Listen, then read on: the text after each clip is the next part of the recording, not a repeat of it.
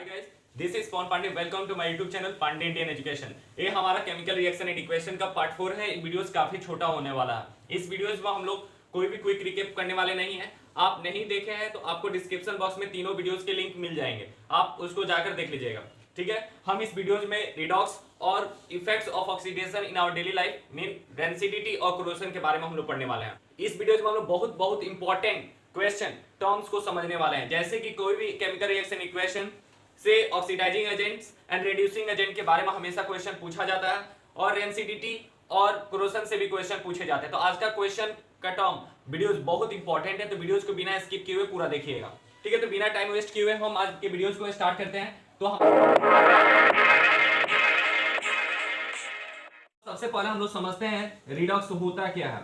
जब इस वर्ड के टर्म को हम लोग सिंप्लीफाई करते हैं तो देखते हैं कि first three letters last two letters हमको क्या शो कर रहा है। ठीक है, तो रीड का मतलब होता है रिडक्शन और ऑक्स का मतलब होता है ऑक्सीडेशन। अब बेसिकली ये टर्म होते क्या है इनको समझिए।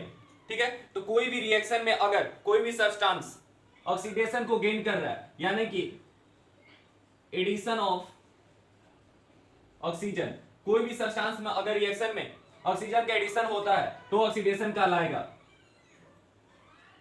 रिमूवल ऑफ हाइड्रोजन, अगर हाइड्रोजन लॉस होता है, हटाया जाता है, तो भी ऑक्सीडेशन होगा।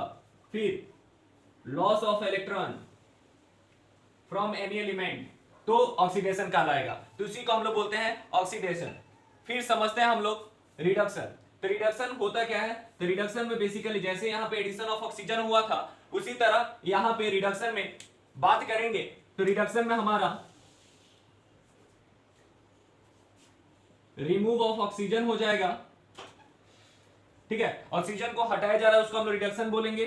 साथ में अगर उसमें एडिशन ऑफ हाइड्रोजन होगा, एडिशन ऑफ हाइड्रोजन होगा तो उसको रिडक्शन बोलेंगे। और या गेन ऑफ इलेक्ट्रॉन होगा, गेन ऑफ इलेक्ट्रॉन होगा तो उसको हम लोग रिडक्शन बोलेंगे। तो बेसिकली ऑक्सीडेशन और रिडक्शन का मीनिंग क्या होता है, यही होता है। Addition of oxygen, removal of hydrogen, loss of electron is called oxidation, and removal of oxygen, addition of hydrogen, gain of electron is called reduction. तो आपको डेफिनेशन के टर्म्स में हमने नहीं बतलाया, बल्कि जो भी मीनिंग है उसको हमने आपको समझा दिया। ठीक है, डेफिनेशन आपको मिलेगा स्क्रीन पे। इसको हम लोग समझते हैं ऐसे, जैसे कि हमने आपको types of chemical reaction and equation पढ़ाते समय में हमने आपको एबी के टर्म में पढ़ाया था। ठीक है, तो जैसे कि अगर मानिए यहाँ पे एक रिएक्शन लिखते हैं हम AO प्लस बी, तो अगर ऐसा रिएक्शन हो रहा है और रिएक्शन होने के दौरान में अगर बी ऑक्सीजन को गेन करता है, यानी कि ऑक्सीजन बी लेता है, एडिशन बी में होता है, और ए बाहर निकल जाता है, यानी ए लॉस करता है ऑक्सीजन को, तो इसमें हमारा एटॉम्स इस पे बेसिस होंगे, यानी रिएक्टेंट पे बेसिस होगा कि ऑक्सीजन किस में ऐड हो रहा है। तो ऑक्सीजन को देखते हैं कि बी में हमारा ऐड हो रहा है, तो बी यानी कि ऑक्सीडेशन बी हो जाएगा। ठीक है, अगर ए को देख रहे हैं तो ए हमारा लॉस कर रहा है, क्या चीज लॉस कर रहा है, तो लॉस कर रहा है हमारा ऑक्सीजन को, इसलिए रिडक्शन एओ हो जाएगा। ठीक है, तो आपको क्वेश्चन के बेसिस पे ऐसे में पूछे जाते हैं which of the following terms in this reaction oxidation and reduction।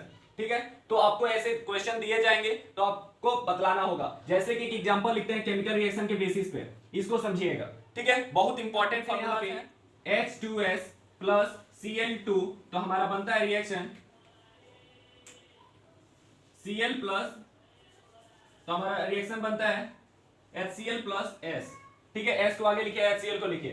तो यहां पे देखिएगा कि अब इसके टर्म पे हमको डिफाइन करना है कि कौन सा ऑक्सीडेशन है, कौन रिडक्शन है। तो इसको समझने के लिए देखो पूरा बोर्ड में आ रहा है। तो देखिए यहां पे H है, तो H का लॉस हो रहा है, H का लॉस कहां हो रहा है और गेन कहां हो रहा है, इसको देखिएगा। तो Cl है, तो Cl में H का क्या हो रहा है, एडिशन हो रहा है, तो addition of hydrogen in Cl, then Cl क्या हो जाएगा, Cl हमारा रिडक्शन हो जाएगा। ठीक है, और अगर ऑक्सीडेशन में बात करेंगे तो ऑक्सीडेशन में हमारा हाइड्रोजन का रिमूवल हो रहा है, तो इसलिए H2S हमारा ये हो जाएगा। ठीक है, तो I hope you have no doubt related to reduction and oxidation. What is the meaning of reduction and oxidation? I hope you will know very clearly terms and very clearly word. Okay, now I am discussing about oxidizing agents and reducing agent. Oxidising agent and reducing agent. इस term को भी आपको समझना है, ठीक है। इस terms को समझना आपको अति आवश्यक है क्योंकि आपको पूछा जाएगा। इसको हम एक सिंपल से टर्म से बतला देते हैं। जो रिडक्शन होता है उसको हम लोग ऑक्सीडाइजिंग एजेंट बोलते हैं, और जो ऑक्सीडेशन होता है उसको हम लोग रिड्यूसिंग एजेंट बोलते हैं, ठीक है। तो इसका उल्टा क्या टर्म है सर कि ऑक्सीडेशन में रिड्यूसिंग एजेंट बोल रहे हैं और ऑक्सीडेशन में ऑक्सीडाइजिंग एजेंट बोल रहे हैं, तो समझिएगा। तो इसका हम लोग सिंपल से डिफिनेशन ये लिख सकते हैं, दो सब्सटेंस व्हिच गेट ऑक्सीडाइजिंग, दो substance which are oxidizing is called reducing agents, and दो substance which are reducing is called oxidizing agents, ठीक है। तो आपको याद रखना, अब हमने आपको ऑक्सीडेशन में क्या बतलाया था, जिसमें ऑक्सीजन का गेन होगा, एडिशन होगा, उसको हम लोग बोलेंगे ऑक्सीडेशन। हाइड्रोजन का रिमूवल होता है, लॉस ऑफ इलेक्ट्रॉन होता है, तो उसको हम लोग बोलेंगे ऑक्सीडेशन, ठीक है। रिडक्शन का बात करेंगे तो ऑक्सीडेशन लॉस होगा, हटाया जाएगा उसमें से, एडिशन ऑफ हाइड्रोजन होगा और गेन ऑफ इलेक्ट्रॉन होगा, ठीक है। तो ये था बेसिक टर्म्स रिडक्स के बारे में। अब हम लोग पढ़ेंगे what is the effect of oxidation in our daily life, acidity और कोरोजन के बारे में। जैसे कि अब हम लोग के चारों तरफ में बहुत सारे ऐसे मेटल्स के चीजें जो होते हैं और या खाने की चीजें होते हैं, जब सुबह में हम लोग उसको बनाते हैं तो बहुत टेस्टी लगता है, बट वही थोड़ा पीरियड ऑफ टाइम के बाद देखते हैं कि वो ऑक्सीडाइज हो गया, यानी रेंसिडिटी हो गया, जिसको हम लोग भोजपुरी के टर्म्स में बोलते हैं अरुआ गया है, ठीक है। थोड़ा स्वाद में उसका खट्टा लग जाता है, स्मेल आने लगता है, तो उसको हम लोग रेंसिडिटी बोलते हैं। फिर बात करें कोरोजन का, तो कोई भी मेटल्स को देखेगा, जैसे सिल्वर का बात करेंगे तो सिल्वर को जब हम यूज करते हैं तो सिल्वर पहले में ग्रेस कलर का दिखता है, एक चमकीला दिखता है सिल्वर कलर में ही, और लेकिन जब उस पर जंग लगता है यानी कोरोजन होता है तो ब्लैक कलर में आ जाता है। कपर का बात करें तो कपर ग्रीन कलर में आ जाता है, और रॉड का बात करें या लोहा का बात करें, आयरन का बात करें तो हमारे रेडिश कलर में हो जाता है। याद रखिएगा ये तीनों जो हम वर्ड बोले हैं कि what is the colour of copper after corrosion, then you have to say green. What is the color after corrosion या rust silver, then you have to say black, ठीक है। तो ये सब क्वेश्चन से आपके एग्जाम के व्यू से मल्टीपल चॉइस क्वेश्चन में हमेशा पूछता है, ना पूछे तो केस बेस्ड क्वेश्चन में आपको एक व्यू दे देगा कि एक मशीन है, मशीन को खरीदा गया, मशीन खरीदने के बाद कुछ समय में देखे वो धूप पर रहा था, पानी पर रहा था, उसके बाद से उसमें रेडिश कलर उसके रिवोल्यूशन पे आ गया, तो इसका कारण क्या है, then you have to say it's a process of frosting when a test of atmospheric, ठीक है। तो सबसे पहले हम लोग समझते क्या है कोरोजन के बारे में कि ये टर्म्स होते क्या है। देखिए हमने आपको डिफिनेशन लिख करके हम नहीं समझा क्योंकि इसमें लिखने वाली कोई बात नहीं, अगर आप अच्छे से समझ जाते तो बेसिकली आपको ये सब समझ में आ जाएगा। कोरोजन में क्या होता है, when metals attach with atmospheric nature, mean CO2, O2, H2O and so on.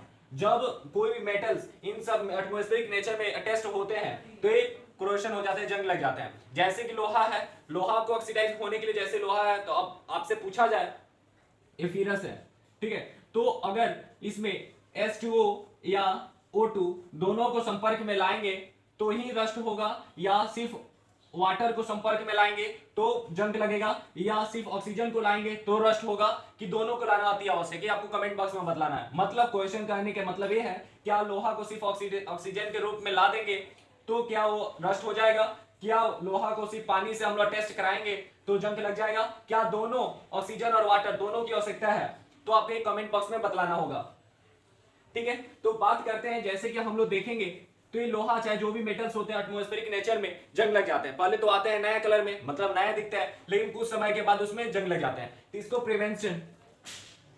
Prevention करने का सेंस ये है कि इनका बचाव कैसे करें। जैसे कि कोई भी चीज है अगर आपका लिए इंपॉर्टेंट है तो फिर उसका तो बचाव करना है। कितना आपके पास पैसा है कि आप उसको बार बार खरीदते रहिएगा, इसको फेंकते रहिएगा।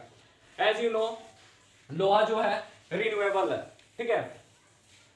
तो प्रिवेंशन का बात करें तो जब कोई चीज जंग लग जाता है तो जंग लगने के बाद उसका प्रॉपर्टी धीरे धीरे खोने लगता है, मतलब जैसे जंग लगेगा फिर टूटेगा, फिर उसका मतलब वो खत्म होने लगेगा। तो उसके लिए हम लोग क्या करते हैं, पेंटिंग करा देते हैं। क्या करते हैं, पेंटिंग करा देते हैं, या ग्रेस करा देते हैं, मतलब ग्रेस लगा देते हैं, ठीक है।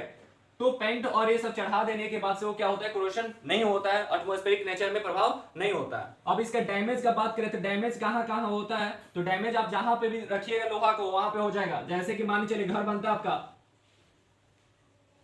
कंस्ट्रक्शन, रॉड, ब्रिज, ठीक है। तो जब ये देखे होंगे कि जब घर बनता है तो आपके घर बनने के समय में जो रड आता है वो रड आने के समय में थोड़ा काला ग्रे कलर का दिखता है, लेकिन कुछ समय के बाद देखिएगा 2 दिन 3 दिन बाहर में जब रहता है तो उसके ऊपर में रेडिश कलर चढ़ जाता है, तो रेडिस कलर क्या है, it's a form of rust, वो जंग के लग गया रहता है। ठीक है, तो ये था कोरोशन। तो कोरोशन का बचाव कब कैसे करेंगे, तो उसके ऊपर में हम लोग कुछ लेयर चढ़ाएंगे, जैसे पेंट वगैरह ग्रेस कलर का मतलब कलर चढ़ा देंगे। जैसे कि कोई भी देखेंगे घर में दरवाजा लोहा का लगता है, तो लोहा का लगने के बाद तुरंत उसको क्या करते हैं, उसको पेंटिंग करा देते हैं। पेंटिंग कराने का सेंस ये है उस पर रस्ट नहीं होगा, ऑक्सीजन का प्रभाव या मॉइस्चर का प्रभाव नहीं पड़ेगा। अब हम लोग बात करते हैं basically important terms, rancidity. What is rancidity? तो रेंसिडिटी का मतलब ये होता है जैसे कि आप खाना बनाएं, तो खाना बनाने के समय में oil and fats contain food cook.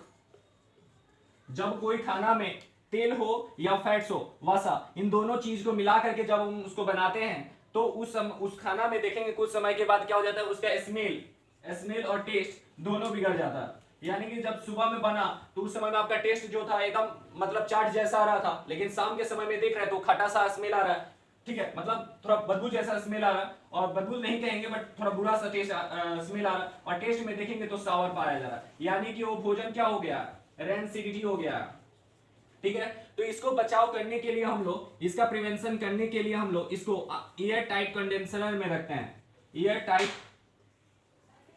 Container में रखते हैं। एयर टाइट कंटेनर में क्यों रखते हैं सर? तो एयर टाइट कंटेनर में इसलिए रखते हैं कि उसमें मॉइस्चर तो जाएगा नहीं बाहर से, कोई भी चीज, एयर भी नहीं जाएगा, जिसके कारण वो क्या होगा, बचा रहेगा। या उसको कूल टेम्परेचर में रखेंगे, कूल टेम्परेचर में रखेंगे, यानी कि ठंडा जगह पे। ठंडा में रखने पे क्या होगा, उसमें ना हीट होगा ना ये सब नहीं पड़ेगा, तो जिससे बचा रहेगा। अब आप याद रखिएगा, जैसे कि सर आपसे ही सवाल हो सकते हैं, आप हमसे सवाल कर सकते हैं, सर हम लोग चिप्स जो खाते हैं, चिप्स वो हमारा आलू का बना होता है, या ले जो खाते हैं तो लिखा रहता है garlic chips, onion chips, potato chips, तो फिर ये खराब क्यों नहीं होता, जबकि ये भी तो ऑयल से कंटेंट है।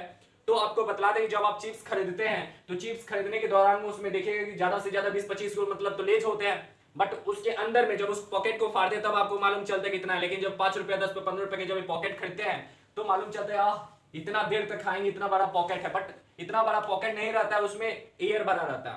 ठीक है, गैसेस भरे हुए रहते हैं। तो कौन से गैस भरे रहते हैं उसको याद रखिएगा, यूजफुल गैसेस फॉर प्रिवेंशन। ये भी क्वेश्चन में आपसे अधिकतर पूछे जाते हैं कि कौन से गैस चिप्स के पॉकेट में भरे जाते हैं। ठीक है, तो इसमें नाइट्रोजन का गैस भरा रहता है या हीलियम हो सकता है। ठीक है, तो ये दोनों गैसेस को भर के हम लोग उसको प्रिवेंशन कर सकते हैं। ठीक है, और रेंसिडिटी क्या होता है, कोरोशन क्या होता है, आई hope you know very well. ठीक है, तो आपको इस चैप्टर से जो भी डाउट होंगे तो आप कमेंट बॉक्स में पूछ सकते हैं, क्योंकि अब ये चैप्टर हो गया है आपका बहुत अच्छी तरह से खत्म। ठीक है, अब हम कराने वाले हैं या अगले वीडियो में हम अपलोड करेंगे कुछ इंपॉर्टेंट क्वेश्चन, मतलब कि पिछले 10 साल से कौन कौन से क्वेश्चन इस चैप्टर से पूछे गए हैं उसको हम लोग एक पीडीएफ के फॉर्म में समझेंगे। ठीक है, जो क्वेश्चन थोड़ा भारी होगा, फास्ट होगा, हम उसको एक्सप्लेन करने का भी प्रयास करेंगे और साथ में हम अपलोड कर देंगे। ठीक है, तो ये था हमारा केमिस्ट्री का इंपॉर्टेंट टर्म था, what is the effects of oxidation in our daily life. तो देखिएगा ऑक्सीडेशन का हमारा कोरोशन एक फॉर्म आता है, कोरोशन जो मेटल्स पे टेस्ट होता है, और एक रेंसिडिटी जो हमारे भोजन पे आता है। ये दो कोई एग्जांपल दिया है आपके किताब में, जिसको हमने अच्छी तरह से समझा दिया। अब जो भी टर्म्स लिखने के होंगे एडिट के दौरान आपके स्क्रीन पे लिखा जाएगा डेफिनेशन, आप उसको देख सकते हैं, नोट कर सकते हैं। बेसिकली जैसे हमने आपको समझाया उससे आपको कोई भी डाउट नहीं होगा। ठीक है, तो फिर मिलते हैं हम अगले वीडियोज में, तब तक के लिए stay safe, stay at home.